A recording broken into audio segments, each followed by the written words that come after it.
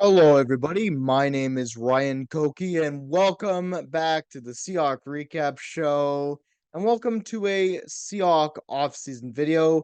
The first day of free agency is now behind us. And although things aren't set in stone and aren't official until March 13th, there are still some big players going off the board in the first day of free agency. I'm sorry this video is out late just because I had to do a lot of things yesterday and I wasn't looking at my phone, but here I am making this video. And before we get started, if you like this video, please consider giving it a like as it helps me know that I'm doing a good job. And if you really liked it and would like to see any more future content from me, please consider subscribing. But let's get in to the video and let's break down what happened on the first day of Seahawks free agency. And let's start off with the report first. So, departed the team and their contract. So, Jordan Brooks goes to the Dolphins for a $26.25 million contract for 3 years, 8.75 million per year. And this really sucks. I hate everything about this because Jordan Brooks was one of the linebackers I wanted to keep. A lot of people, myself included, when we're Seahawks fans, we wanted to see Patrick Queen and Jordan Brooks re-signed, and it didn't happen. Jordan Brooks goes to the Dolphins, and I just can't believe that number per year, man. 8.75 million per year, man. Oh, that hurts. Um, you know, he was a great tackler for us.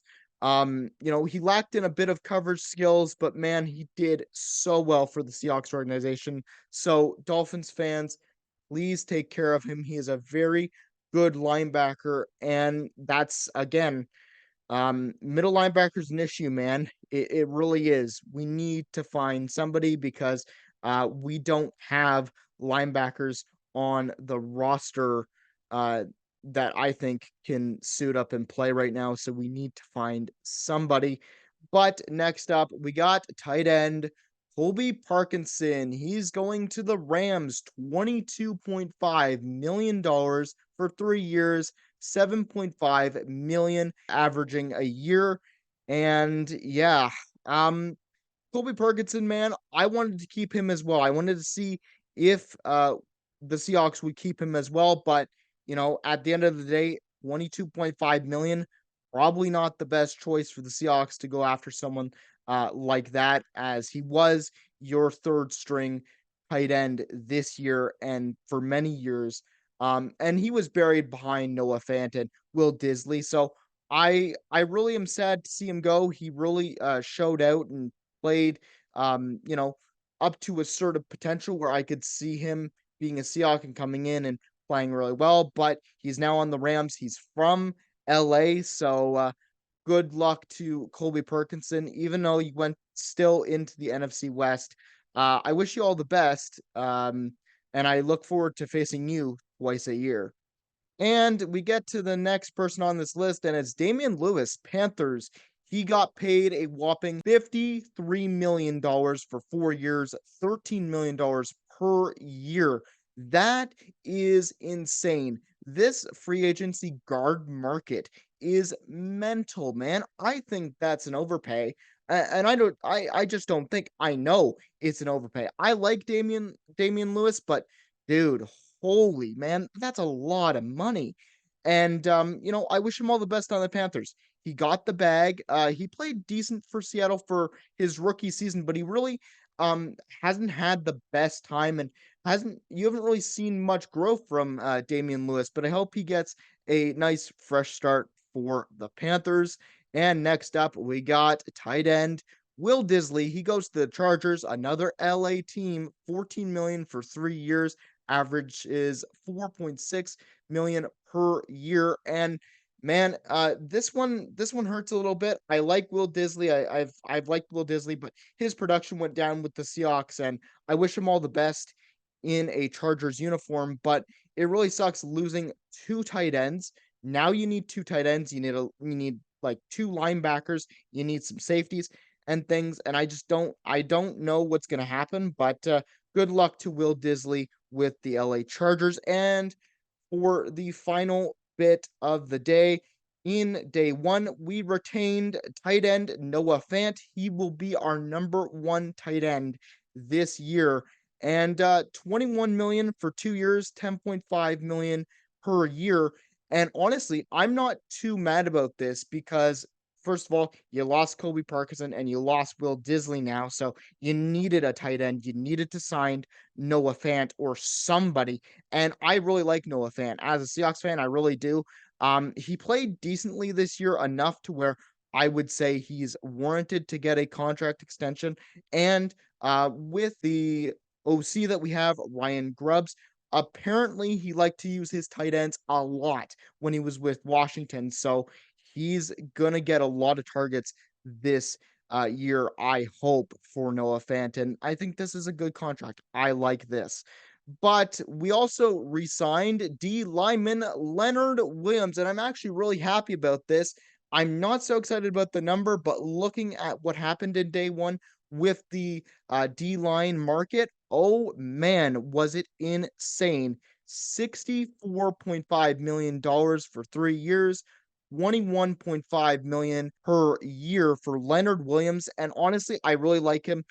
He's 29, he's going on 30, and you know what? Honestly, he's a really good player. I really liked him for the 10 games that he had in Seattle. We give up a second round pick for him at the deadline. It was really nice to see him come back into a Seahawks uniform for the next 3 years. He's going to teach guys, be a mentor for some of those guys. I'm thinking of guys like Mike Morris. I'm thinking of guys like Cameron Young and some of those other guys. So it's going to be really nice. And I put a little bit of a calculation down. I'm not the best at math, but from what I can tell, we had 47 million in cap space at the beginning of the day.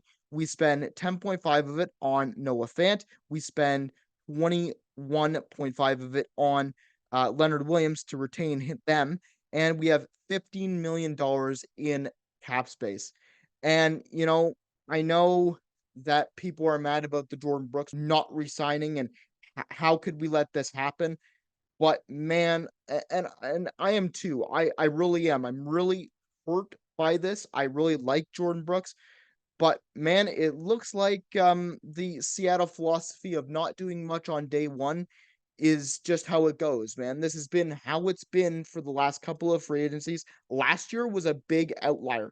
The Seahawks don't normally go out and add a lot of players from inside free agency. So, it's back to typical rebuild fashion. We pick up a couple guys that we needed to, and that's just the way it goes. But anyways, that is my reaction to day one of Seahawks free agency. And you know what? After the first day, I'm annoyed. I really am. I was really annoyed when I heard the news, and things like that. And I'm kind of wondering what we've got planned coming from a management perspective, but from a fan perspective, this is gutting seeing Jordan Brooks go. And I hope we have something planned for the draft because right now the roster is looking a little bit gutted. So we'll see what happens. I'm trusting the process. We are a rebuilding team. And I said, don't get your hopes up on Mike McDonald coming in as a new head coach and having a new regime change and expecting us to be Super Bowl contenders or playoff contenders in the next couple of years. It's going to be a little bit of a long rebuild. This is not a retool. So get prepared, Seahawks fans, because I just think it's heading in that direction. We can still have hope for this season, but we'll see what happens throughout free agency in the next couple weeks leading up to the draft. Anyways, I hope you enjoy the rest of your week. And on Saturday, I will be posting the news of the week episode dealing with some of the big free agent names that are signing to different places because there's a lot of stuff to talk about. I just thought I would make the Seahawks video for you guys just a little bit easier to digest because that's what we're here for. We're Seahawks fans. We don't care about the rest of the league. We care about our team. But anyways, again, I hope you enjoy the rest of your week, and I will see you in the next video. Go Hawks, go! And let's see how the rest of free agency works out. Anyways, take care.